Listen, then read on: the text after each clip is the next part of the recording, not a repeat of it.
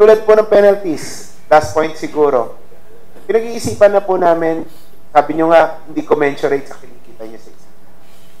Nag-iisip na po kami ng paraan. Tulad yan, inutos po ng ating Pangulo na linisin yung mga waterways. Baka pwedeng tapatan na lang ng community service. Lalo-lalo na sa inyong day off.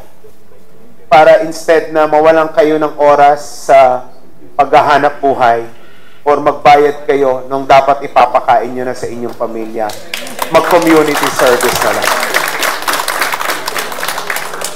Dahil hindi po talaga pwedeng alisin ng penalty. Iyan po yung talagang preventive eh. Di ba po?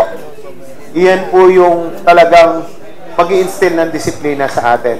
So again, iyan pag-usapan natin. Like ngayon, open po kami sa suggestion. Per 500 pesos na violation, ilang oras po ang gusto nyong... Huwag naman masyadong maunti.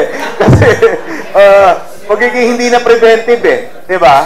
Kung masyado namang lenient yung oras.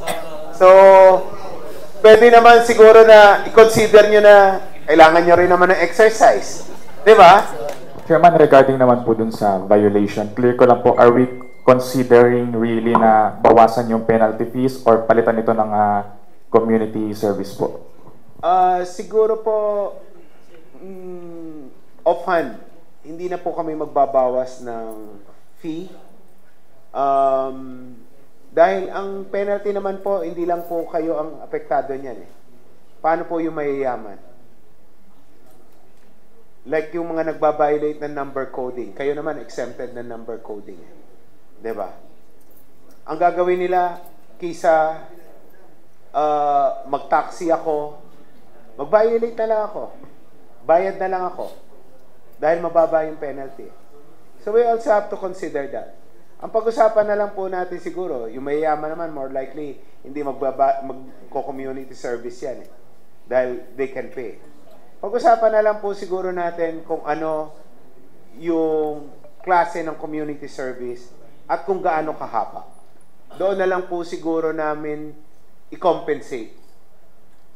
Dahil sinabi nga po na yung iba full-time, araw-araw, walang day off. Baka instead na, kunyari lang po, example, sa 1,000 piso, instead na 8 hours, gawin natin 3, 4 hours. Pag-usapan po namin, baka pwedeng paikliin na lang yung oras para even after the community service, makapagtrabaho pa po yung ating mga kababayan.